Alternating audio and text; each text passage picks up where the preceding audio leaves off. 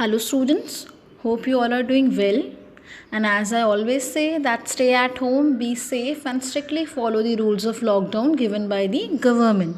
So, it's my 5th online video class on company law and secretarial practice, unit 3rd, and my topic is directors. First class में we have seen कि who are directors, their qualifications and disqualifications. Second class में हम लोगों ने देखा था the procedure of appointment of the directors. And third class में we have seen types and kinds of directors that a company can have. And last class में means fourth class में we have seen the duties, powers, rights, loans to directors and many more things related to directors. So today in our 5th class we will see the legal position of directors कि एक company में directors की legal position क्या होती है. Directors are the persons duly appointed by the company to direct and manage the affairs of the company. Directors कौन होते हैं? वो पर्सन हैं जो अपॉइंट किए जाते हैं कंपनी के अफेयर्स को मैनेज करने के लिए. Their legal position is sometimes described as the agent, sometime as the managing partners and sometimes as the trustees.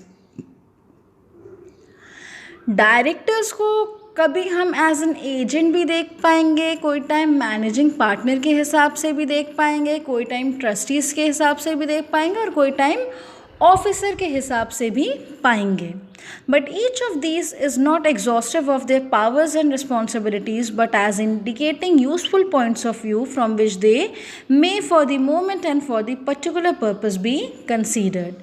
ऐसा नहीं है कि अगर कोई भी डायरेक्टर एजेंट बन के कहीं रोल कर रहा है तो डायरेक्टर की पावर्स उससे ले ली जाएंगी उस टाइम के लिए, या कहीं वो पार्टनर बना है या कहीं वो ट्रस्टी बना है या कहीं वो ऑफिसर है तो ये नहीं कि उसके पास डायरेक्टर की पावर्स या राइट्स नहीं हैं. बस जहाँ पे जिस रोल की रिक्वायरमेंट है वो उस रोल को निभाएगा और उसको वैसे ही हम लोग ट्रीट करेंगे. That's it.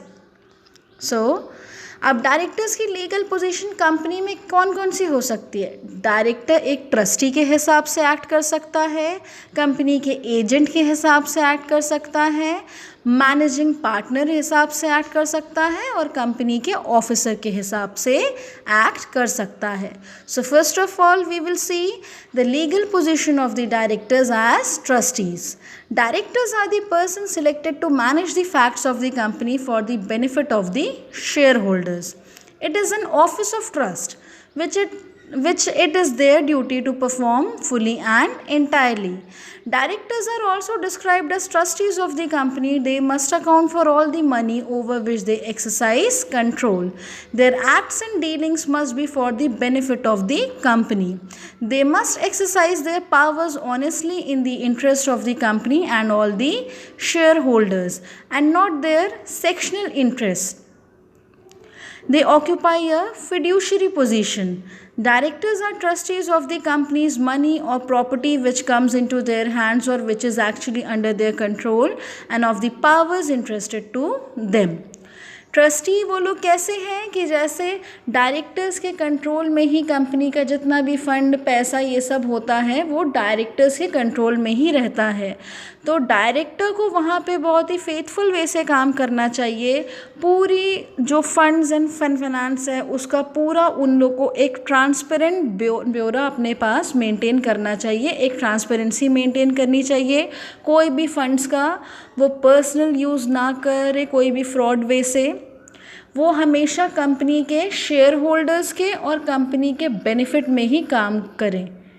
जैसे कि वो ऐसे डिसीशंस ले जहाँ पे जैसे उनका कोई पर्सनल कॉन्फ्लिक्ट या इंटरेस्ट मैच हो रहा है, पर्सनल इंटरेस्ट और जो है कंपनी के इंटरेस्ट में कोई कॉन्फ्लिक्ट है तो वहाँ पे उनको कंपनी और शेयर होल्डर्स का इंटरेस्ट अपने इंटरेस्ट से पहले देखना चाहिए. तो ये कहलाते हैं ट्रस्टी. तो वो किस किस चीज़ के ट्रस्टी हैं? कंपनी के मनी के, प्रॉपर्टी के जो उनके कंट्रोल में हैं और जो पावर्स उनको दी गई हैं वो उसके लिए भी ट्रस्टी है कि वो अपने पावर्स का मिसयूज़ ना करे, वो उससे कोई भी ऐसा एडवांटेज ना ले जो उनको पर्सनली तो एडवांटेज दे बट कंपनी या शेयर होल्डर्स को डिसएडवांटेज में डाल दे. Next is directors as the agents. Directors are viewed as the agents of the company for the conduct of its business. A company cannot act by itself, it acts only through its directors. Directors can act on behalf of the company, and acting on behalf of the company make the company liable on it and not themselves. The directors cannot be held personally liable for any default of the company. Director को हम एक agent के हिसाब से भी देख सकते हैं, क्योंकि जाहिर सी बात है कोई भी कंपनी, जैसा कि आप सब लोग जानते हैं, एक आर्टिफिशियल पर्सन है, वो खुद से एक्ट नहीं कर सकती, वो डायरेक्टर्स के थ्रू ही एक्ट कर सकती है. डायरेक्टर्स कंपनी के बिहाफ पे भी एक्ट कर सकते हैं. And the main thing is this कि कंपनी के एक्ट्स के लिए हम डायरेक्टर्स को लाइबल नहीं ठहरा सकते. तो डायरेक्टर कंपनी के एजेंट्स हैं जो कंपनी के बिहाफ पे एक्ट करते हैं और कंपनी के लिए इनैक्ट करते हैं. Like agents, directors should conduct business of the company with care, skill and diligence possessed by them. They are accountable for all of the company's assets under their control and the profits from the assets of the company. Directors cannot deal on their own and are required to disclose their personal interest in, if any, in any transaction of the company. एक agent के जैसे ये director की responsibility है कि वो company के business को विद केयर अपनी पूरी स्किल्स को यूज़ करके कंपनी के बिजनेस को संभाले, एक्टिविटीज़ को कंडक्ट कराए. वो हर उस असेट और प्रॉपर्टी के लिए अकाउंटेबल हैं जो उनके कंट्रोल में हैं, और प्रॉफिट्स भी जो हैं जो डायरेक्टर के अंडर में कंट्रोल में हैं उसके लिए भी वो अकाउंटेबल हैं कि वो सब भी एकदम फेयर वे से डील हो. Next is directors cannot deal on their own. Directors कभी भी जाके खुद कोई दूसरी कंपनी से ट्रांजैक्शन की डील नहीं कर सकते, वो कंपनी ही डील करेगी. कंपनी के बिहाफ पे जाके डायरेक्टर्स उस ट्रांजैक्शन को या डील को कंप्लीट करेंगे.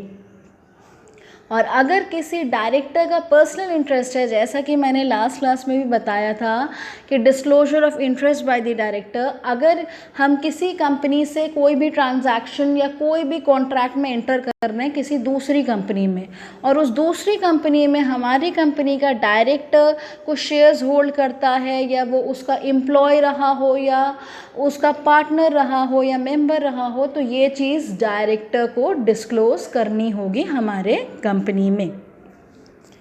तो ये तो था directors as agents. Now we will see directors as managing partners. Director represent the shareholders to conduct the business of the company on their behalf.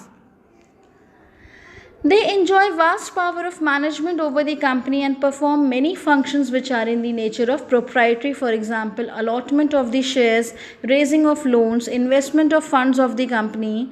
This gives impression of directors being the active partners and the shareholders appointing them as dormant partners.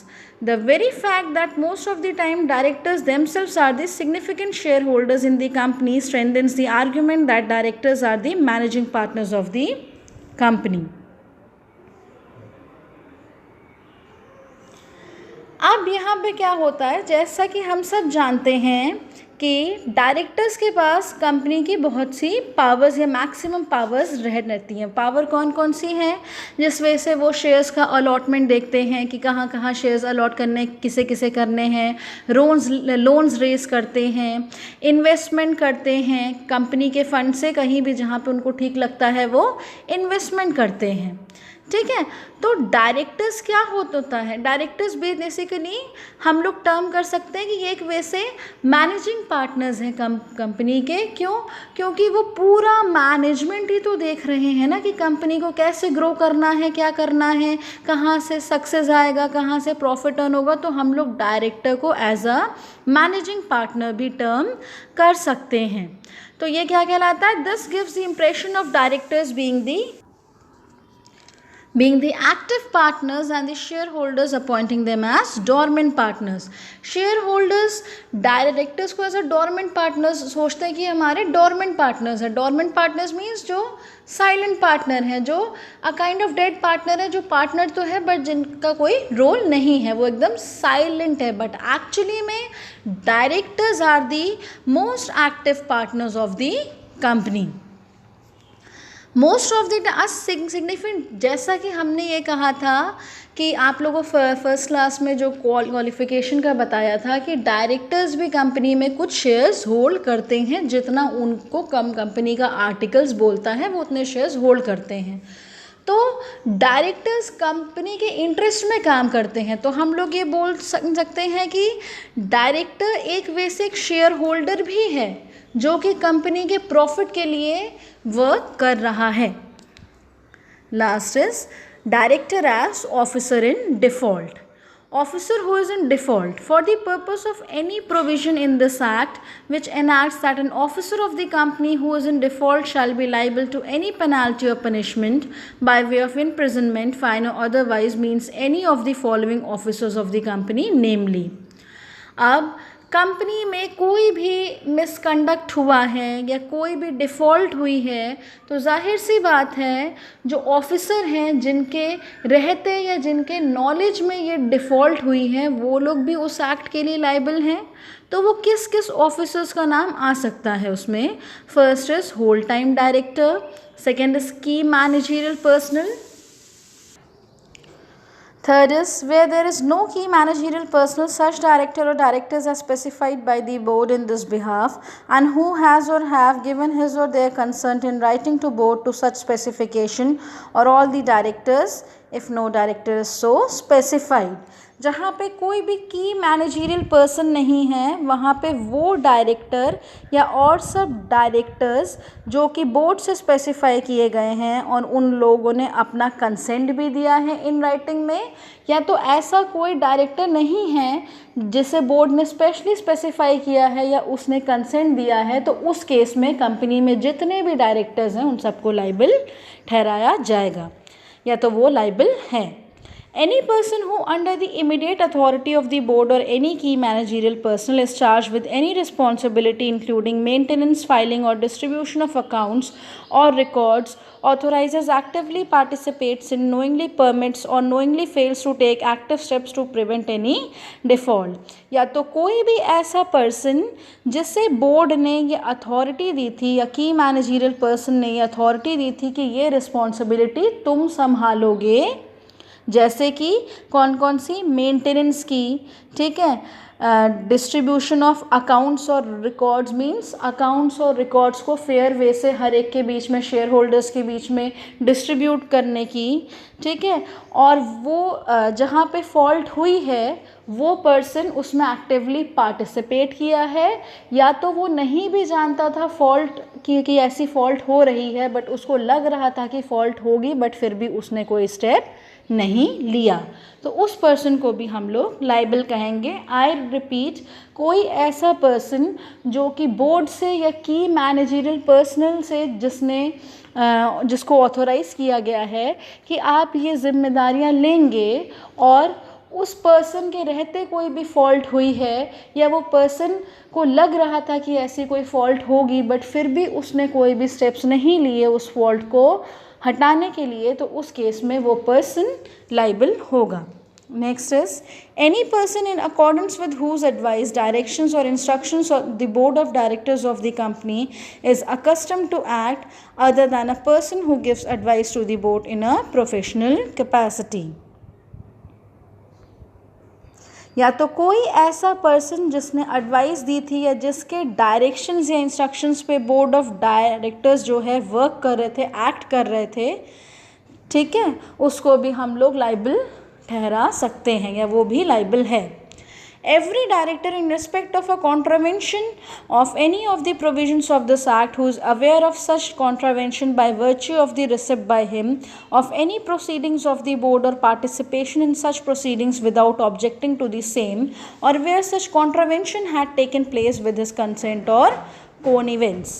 यहाँ पे क्या है कि हर वो director जो जानता था कि कंपनी में ऐसी कोई फॉल्ट एक्टिविटी या मिसकंडक्ट हो रहा है बट उसने कोई स्टेप नहीं लिया, उसको स्टॉप नहीं किया, तो हर वो डायरेक्टर लाइबल है as an officer in default. Last is, in respect of the issue or transfer of any shares of a company, the share transfer agents, registrars and merchant bankers to the issue or transfer.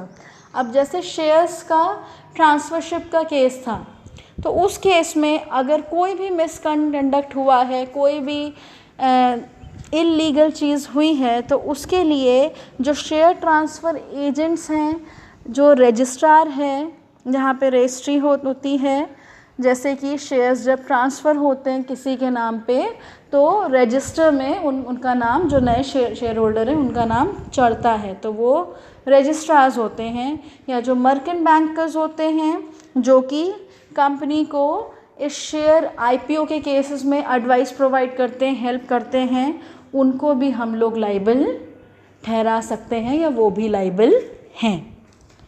तो आज हम लोगों ने देखा the legal position of directors. आप लोग चाहे तो इससे नोट्स भी बना सकते हैं. ये हम लोग की second last online video class थी डायरेक्टर्स पे. इसके बाद हम लोग क्लास में डायरेक्टर्स के टॉपिक में we will see the removal of directors. So till that time take care and have a nice day.